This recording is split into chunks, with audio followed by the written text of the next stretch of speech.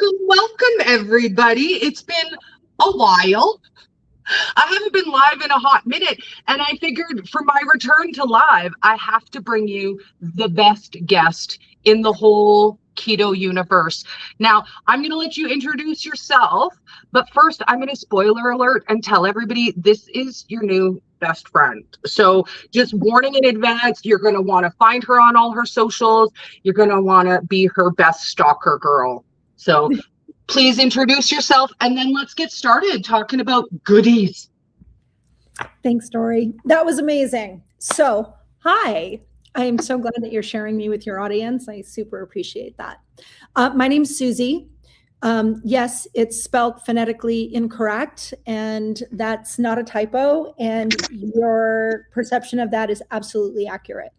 So, but it's Siouxsie, and it's very simple in terms of the pronunciation. So I'm a founder, but before I became a founder of a sugar-free candy and sweetener company, I was keto myself.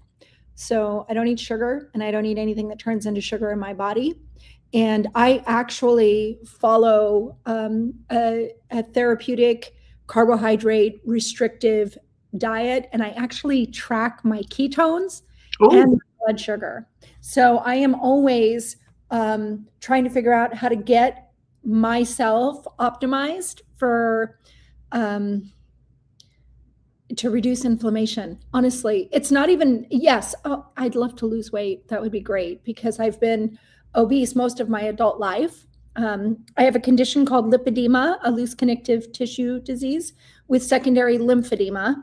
And there's other aspects to it, but we don't have to get into all the science of it. But when I have sugar or anything that turns into sugar in my body just doesn't like it and it doesn't do well. So that's what led me to this weird journey. You want to hear about it? I do, but first let's stop on things that turn into sugar in your body, because only sugar's on our radar, right? Like we're going sugar-free, we're on a sugar-free journey. So before we get into how all of this began, can we just cover what you mean by things that turn into sugar? Oh man, I wish that I had more props with me. Okay, so take something as simple as a piece of bread. So a single piece of bread can actually has a higher glycemic index than even sugar once it's inside your body. So here's what happens. You eat a food and then it will, if it's a carbohydrate, it doesn't matter if it's slow or quick or whatever, it's still turning into sugar inside the body. And the body sees it the same as it sees sugar.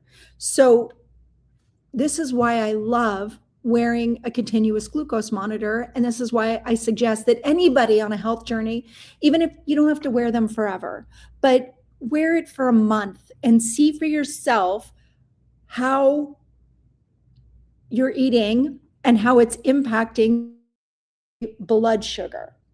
Okay. So I don't eat anything that is overtly sugar, like, oh, it has sugar. I don't care if it's coconut sugar. I don't care if it's organic sugar. It's still sugar. And the body sees it as sugar. Some sugars are worse than other sugars. Honey will still spike your blood sugar. Maple syrup will still spike your blood sugar. Any of those ingredients will still spike your blood sugar if they're sugar. Of whatever kind. And it doesn't matter how healthy or how organic or how naturally processed it is. It'll still do that because it's a sugar to the body. It's a carbohydrate that the body goes, oh, this is sugar. I love that you brought this up, and I'll tell you why. So let's back up for 1 second and talk about a ketogenic diet. Okay? Yes. So there's all kinds of factions, and there's carnivore and there's ketovore and there's this and there's that. At the end of the day, here's what we're trying to do. We're trying to get a metabolic state where the body's inflammation is coming down, where it starts ideally eating its own excess fat, and the body's allowed to lose weight safely and reach optimum health. This is why most people end up going to a ketogenic diet. So typically, and I'm not going to get into all the nuance of everybody's opinions on it. Let's just talk about the physiology and the science of a ketogenic diet, okay? So moderate protein. It's not a high protein diet, it's moderate protein, okay? Yes. Higher fat. Yes, that is a true ketogenic diet, is always going to be high fat. And low carbohydrates. Let's talk about that. So depending on the person, they can say 20 total carbs, 50 total carbs. Some people say that they can have certain net carbs, and some people only count total carbs. There's nothing wrong with any of that. However, one important component that's missing is that not all carbs are the same. And that is 100% true. So I will see products that say they have that little logo on them and it says keto certified, right? And then it'll have 5 grams of sugar in it. Like it'll have coconut sugar. And I'm like, who is certifying this product? So here's the deal. The human body is designed to deal with about 4 to 5 grams of sugar at any given time efficiently. This is how that translates. 1 teaspoon. That is 1 teaspoon of sugar in the human body. And the body will do what it's supposed to do. It'll either burn it for energy right then and there, if it's adequate for whatever's being done. If there's still more, the muscles will soak up that sugar and it'll use it for energy.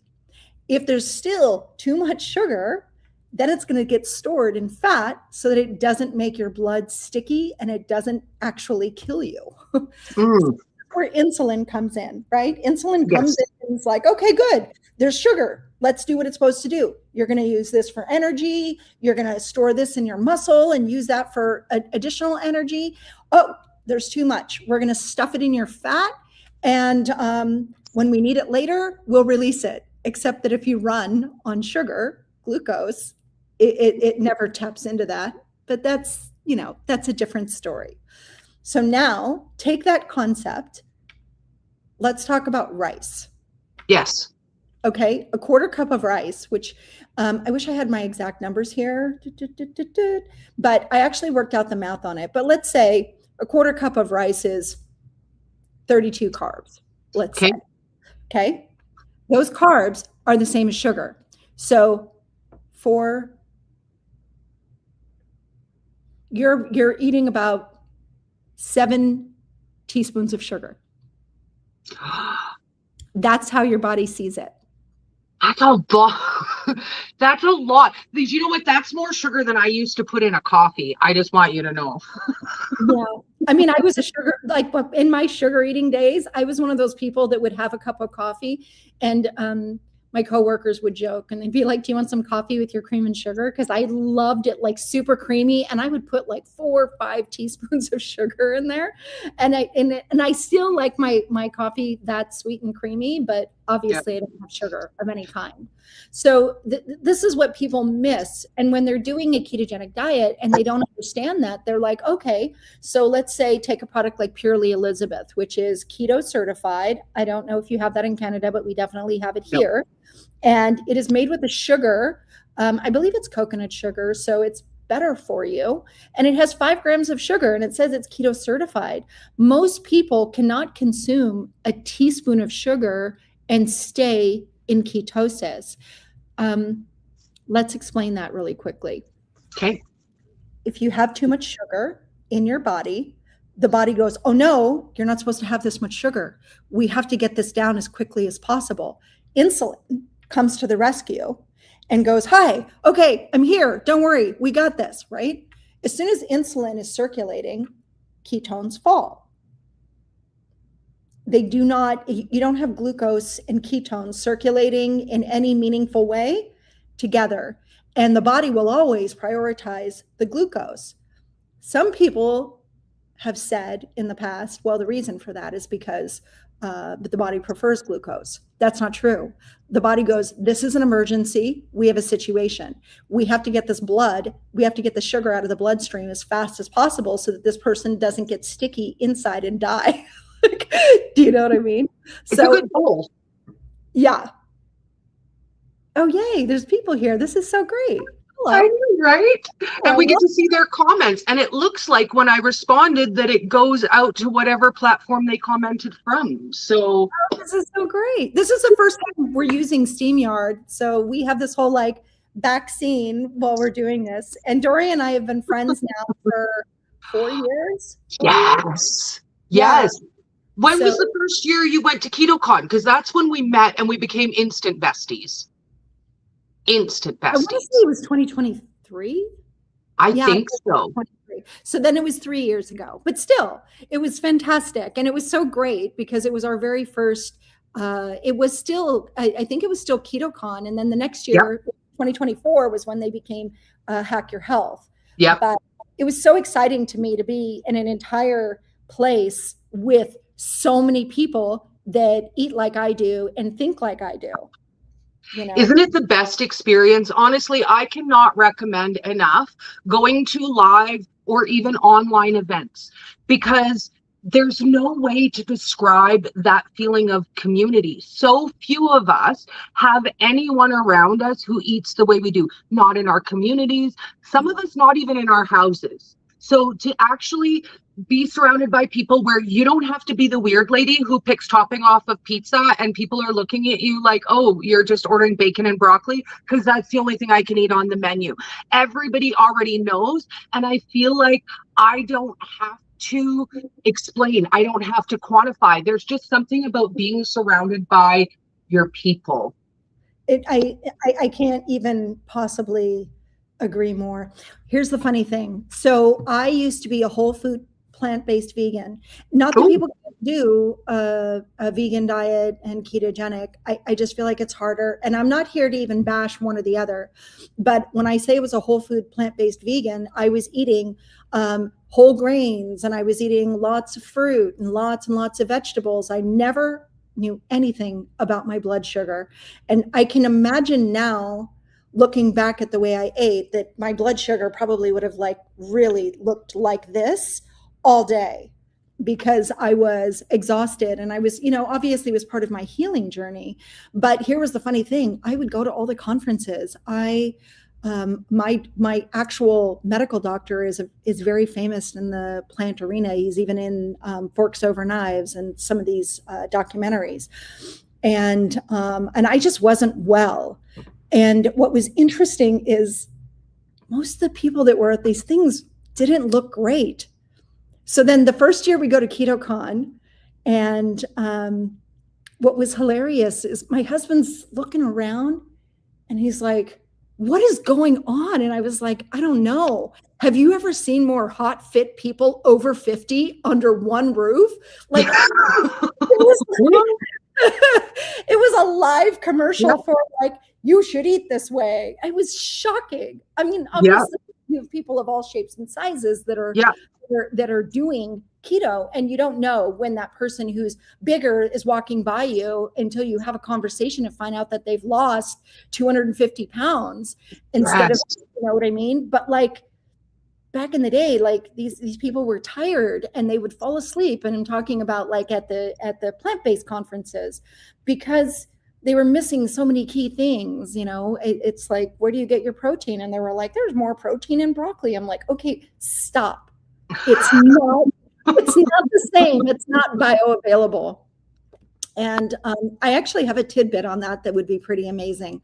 So I am very, very, very deeply researched in the keto space, the metabolic health space. I am obsessed with understanding the science behind why our bodies do what we do, partially out of necessity, but also because I really do want to help save humans, like legitimately. I'm tired of seeing people that end the journey too soon in life, and I don't like it, or their quality of life. So for me, I'm like, this isn't normal. This isn't natural. This isn't how it's supposed to be. So I always want to know.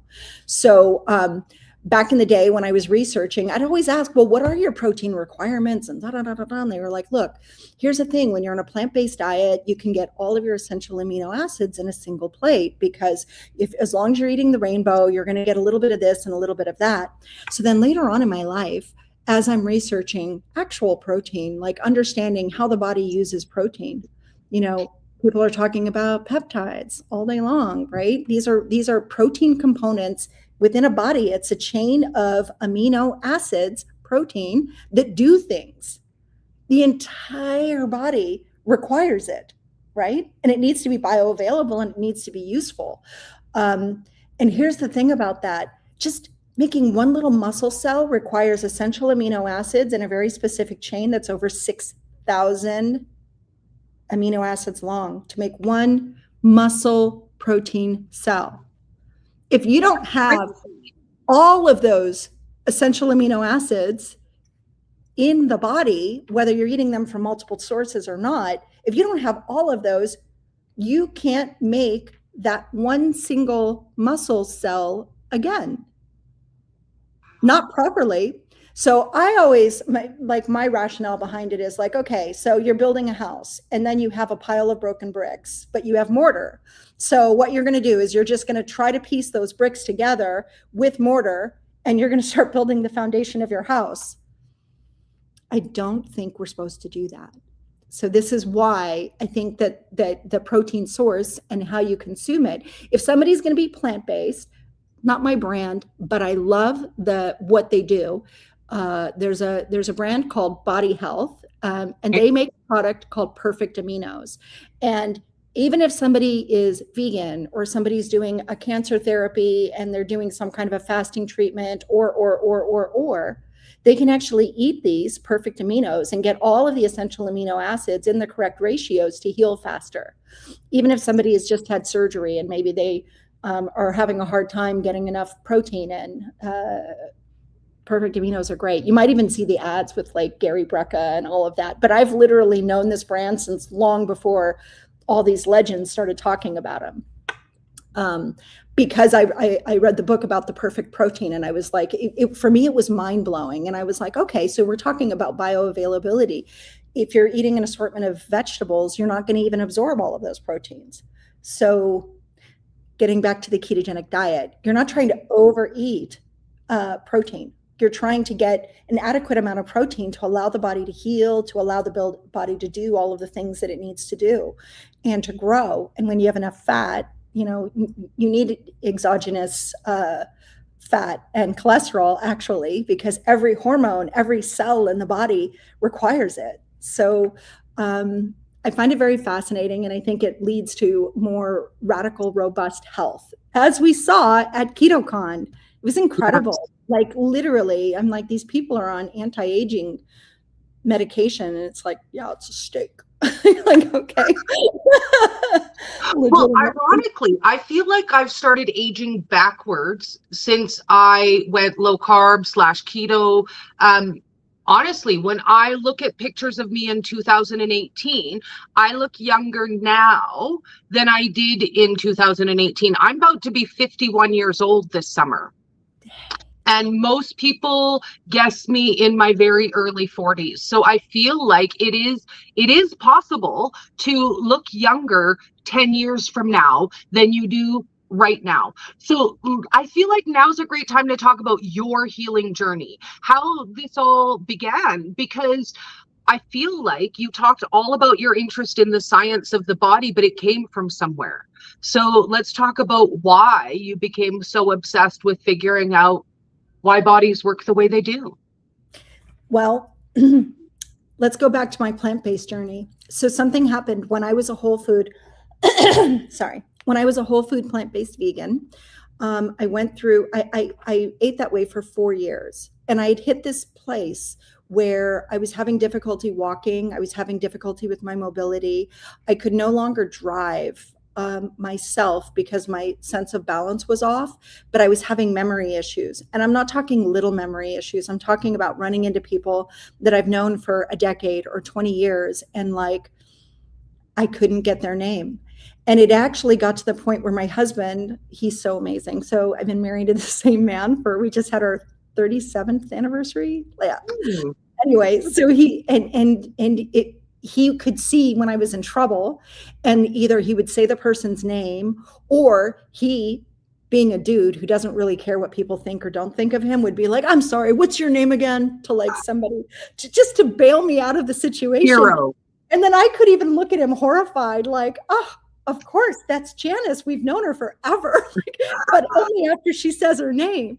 Like, it was terrible. And it was actually it was frightening for me. And so what ended up happening was I ended up going out to this clinic in Northern California where my medical doctor was, and he was going to find out what was going on with me, because at that point I'd seen an ear, nose, and throat specialist, multiple specialists. My blood work looked amazing. My cholesterol was great. And they were like, you're fine. I was like, I can't even walk without assistance. In what universe does fine? I am not fine. And so I ended up going to this place called True North, which is a water fasting, medically supervised water fasting facility in Northern California. It's actually a beautiful area. And it was kind of incredible. I went there, I got a diagnosis from the doctor, and he slightly misdiagnosed me, and he diagnosed me with a condition called Derkham's disease. Which means it is a fatty disorder that causes tremendous pain. I was in tremendous pain, probably a pain level of like 7, I'm going to say, pretty chronically. It was really brutal. And it was so systemic that even if my husband like stroked my back, I would literally like pull because my nerves were just on fire. Everything hurt. So, he was like, okay, so you have this condition and you have these fatty tumors all over your body, which I do have. I have the condition I actually have is called lipedema, and I have secondary lymphedema. So I do have nodules on my body that are hard and fibrotic. So it made sense. And then I was in so much pain, right? And at this point, I'd never heard of lipedema, and he didn't even suggest it. But he was like, I want to put you on a medically supervised water only fast. And I was like, what? I wasn't prepared to do that, but I was like, he explained the science behind it. And the science is autophagy. Yes. And for people that don't know what autophagy is, it's amazing. The word literally means eat thyself. That's what the word means.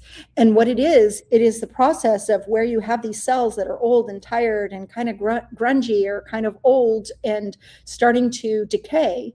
And the body actually has its own regenerative system where it can take those cells, it can peel off what's still usable about them, and it can repurpose them and turn them into shiny new cells. That's the best way to describe it.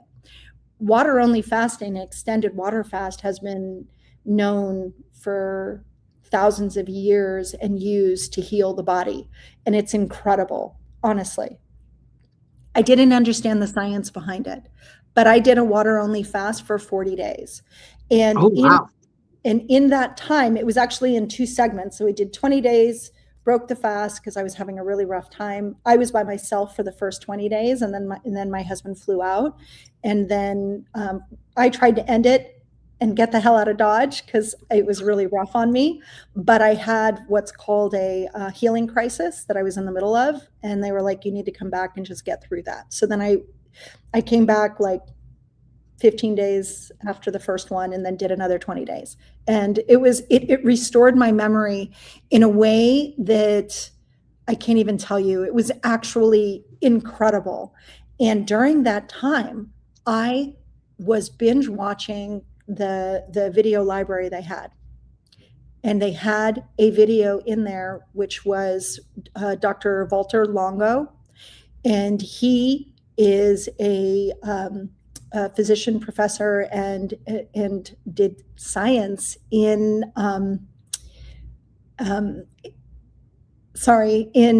cancer studies. And he was sharing the study of how he would take these mice, 2 different sections, right? Give them cancer, okay? Oh.